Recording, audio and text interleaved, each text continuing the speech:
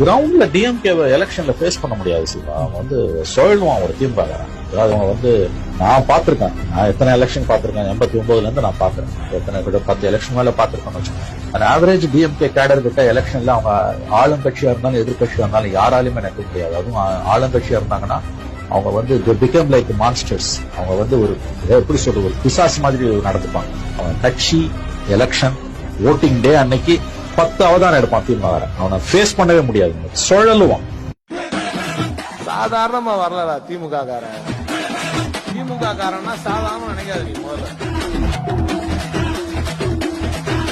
இனத்துக்கு இந்த மண்ணுக்கு ஏதாவது ஒரு பிரச்சனைன்னு வந்துச்சு, அங்கே நிற்கும் முதல் ஆள் திமுக தொண்டனாகத்தான் இருப்பான்.